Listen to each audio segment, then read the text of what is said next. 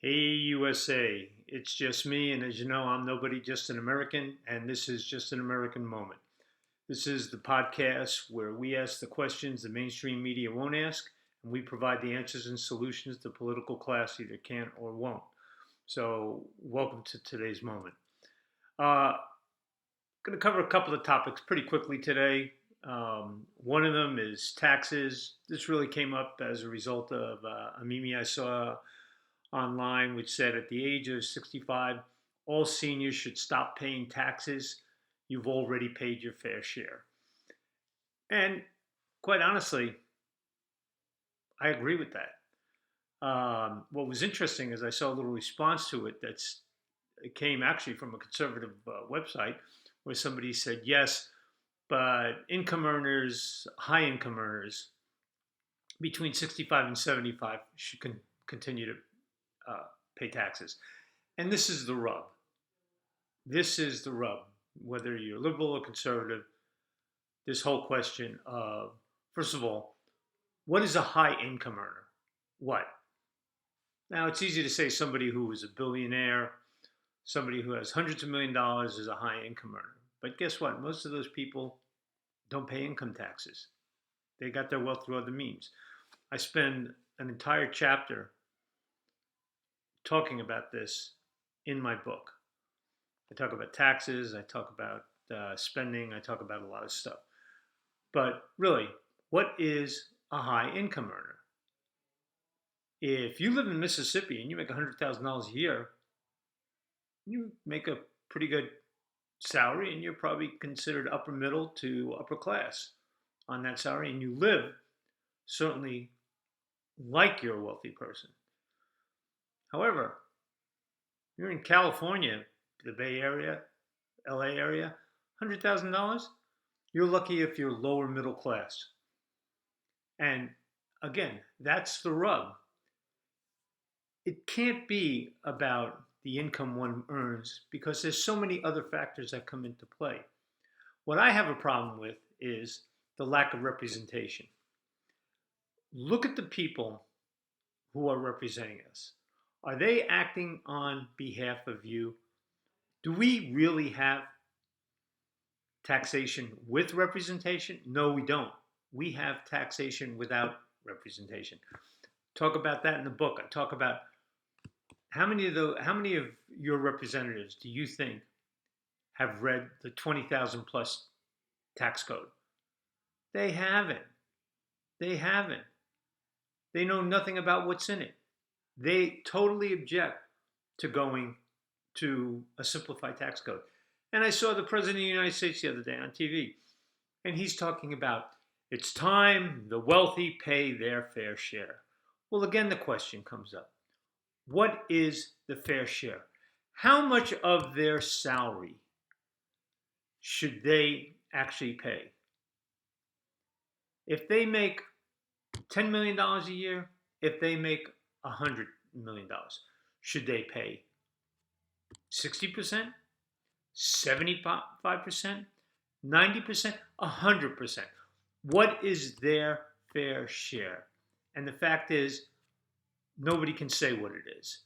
What's interesting is this comes from a president who went out of his way, he and his wife, to set up an LLC to avoid paying payroll taxes on all the wealth they were earning after he left the government as vice president.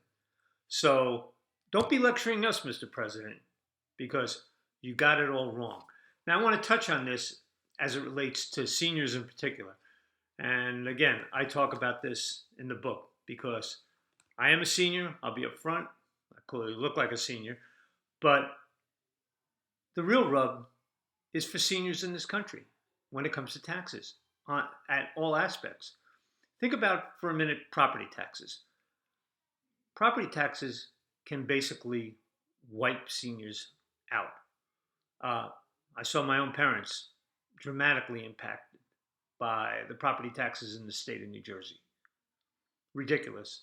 People had not had income in years, and yet they have to continue to pay property taxes at the property tax at the property tax. How many people have been forced to leave their homes? Homes some of them have lived in 50 years because they can no longer afford the property taxes. Does this seem reasonable? Should we put seniors out on the street or have them exhaust their savings or their investment in their home, because of healthcare problems or whatever, and then have to pay property taxes?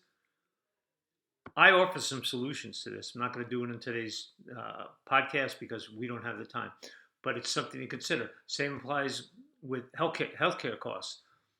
Healthcare is out of control. I hear the president say there's going to be an increase in Social Security next year.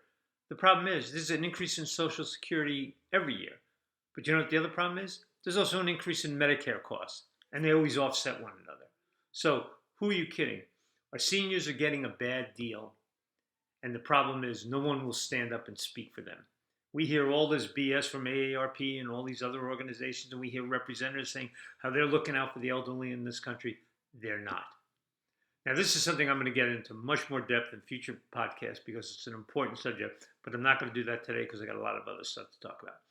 Okay, I just heard that the president wants $100 million to assist Afghans who helped the United States in the Afghan war. Now, I have no problem with helping them. I think people who've supported this country, we need to look out for. We didn't do it in Vietnam, and a lot of people died, and we didn't do it in other places, and a lot of people died. So helping is a great thing. Where do you come up with the number 100 million? Will you tell me? Where does that number come from? How about we see a breakout of that?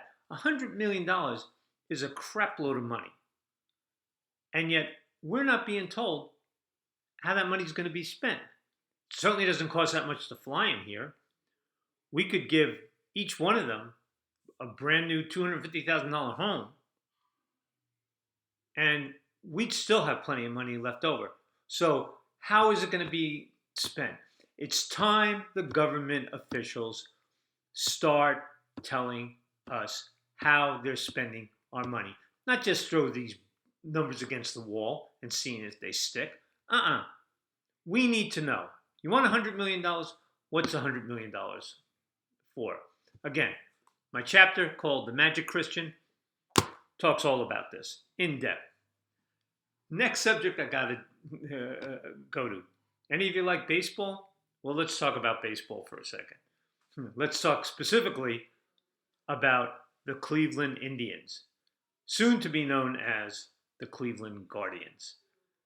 This is a joke, the Cleveland Guardians. Do you know the politically correct class, who probably doesn't even go and watch baseball games, now finds it offensive to call a team Indians? What a slight to indigenous people, to our Native Americans. What a slight. These people have been in this country since its inception. And now, because of political correctness, somehow being an Indian is offensive? Are you kidding me? What is that all about? What is the problem with the Atlanta Braves? That connotes something positive. It should give us all the respect in the world for our indigenous people. Absolutely. I'm willing to compromise a little bit on the Redskins because depicting one's skin color should really be irrelevant. But the Washington football team, come on, give me a break. This has really gotten out of hand. Okay, next topic. Cuomo and the DOJ. DOJ has decided to call back the charges. In fact, not charge, I should say, Andrew Cuomo. What a joke. First of all, I have a problem with the Cuomos in general, as I do with most political dynasties. I hate them. I don't know why Americans vote for the sons and daughters of former politicians. The way to get things to change is to vote for different people. That's what we've got to do in this country. But here we go, finding out that we've got a two-tiered system in this country. All Americans are equal, but the political class are more equal. Sounds a bit Orwellian to me, And yet, this guy is getting off the hook. As Hillary Clinton got off the hook when she destroyed stuff, how Hunter Biden got off the hook when he failed to fill out a firearm application correctly. They get off the hook. Do whatever these people do, and you'll go to jail. You know, and it's not only just the political class; it's those who are part of the political class that is approved of, and those who aren't. The people who went into the Capitol in that disturbance have been sitting in jails for forever. The 25, 50, 100 people who destroy cities, federal buildings, who pull down statues, um, they suffer nothing. Does that seem right? Honestly, does that seem right? You ought to be asking yourself those questions. And if your answer is yes, it seems right, then maybe our country is more Leninist than I thought it was. But let's talk about Hunter Biden for a second.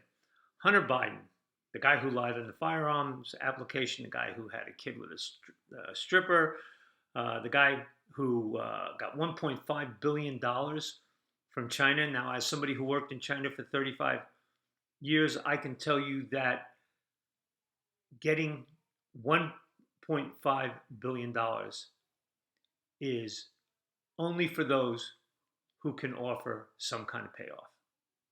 And in Hunter's case, it was access to his father. Anyone who thinks otherwise is either naive or just plain ignorant. The same goes for the Ukraine money. And now, the artwork. The artwork. Are you kidding me? $500,000. Picasso just sold for $125,000, and a Hunter Biden spit-oriented painting is going to go for $500,000. And they don't want to tell us who the buyer is because it might upset things. Upset things?